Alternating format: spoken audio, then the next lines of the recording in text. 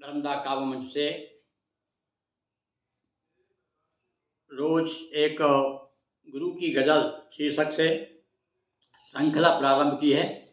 आज इस श्रृंखला में आपको एक गज़ल फिर शहर से बिछुड़े रहेंगे गांव। इसके पहले आपको आज गज़ल से पहले पढ़ देता हूं मैं, उसके बाद में आज डॉक्टर श्याम बिहारी श्रीवास्तव दतिया के बड़े मौन साधक और बहुत विद्वान साहित्यकार हैं। उन्होंने भी मेरी गज़लों पर एक आलेख इस किताब में दिया है। उसके मैं कुछ अंश आपको सुनाऊंगा। इसके पहले मैं आपको गज़ल सुना दूं, नहीं आप लोग कहेंगे कि ये गुरुजी क्या लेकर बैठ गए। तो देखिए, आप साथ साथ में आपको ये भी पता चलेगा कि भाई मेरी गज़लों में विद्वानों ने क्या कहा है और आप क्या कह रहे हैं, तो आपकी विद्वता का भी परीक्षण हो जाएगा। तो चलिए मैं आपके सामने फिर सुना रहा हूँ अपनी एक नई गज़ल, सुनिए। शहर से बिछुड़े रहेंगे गांव, शहर से बिछुड़े रहेंगे गांव, तब तलक पिछड़े रहेंगे गांव।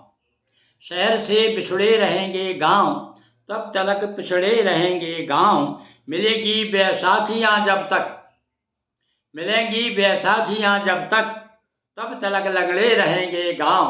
हाँ, ये नाना प्रकार के लक्ष्मी योजना और फलानी योजना और गरीबों को इतना पैसा मिल रहा है, गेहूँ मिल रहा है। गांव के आलसी हो गए हैं मजदूर लोग, काम पे नहीं जाते क्योंकि फ्री में मिल रहा है खाने को। और इसलिए मैं ये सोच करके बात कह रहा हूँ, इस पर हमारे नेता भी ध्यान दें कि ये इस प्रकार से जनता का पैसा और इस प्रकार जनता को लुटाना और अपना स्वार्थ सिद्ध करना, ये कहाँ की बात है।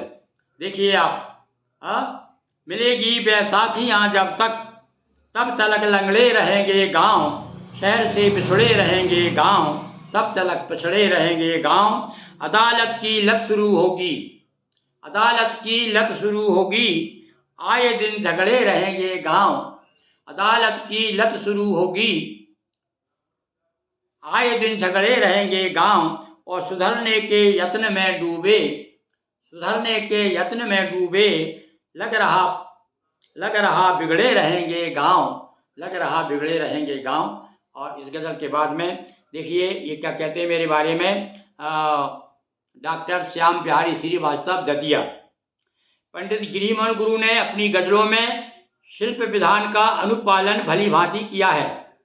इन्होंने गज़लें मात्र नाम के लिए नहीं लिखी, बल्कि इन गज़लों के माध्यम से गुरु ने मानवीय संवेदना को व्याख्यात किया है।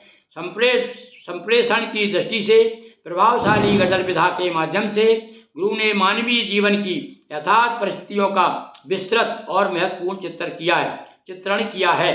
अब ये गज़ल का उन्होंने पंक्ति भी दी है कि प्यार में धुल धवल हो गई, जिंदगी एक गज़ल हो गई। और इस प्रकार से और भी मेरी गज़लों का उन्होंने उल्लेख किया है। बहुत बहुत धन्यवाद।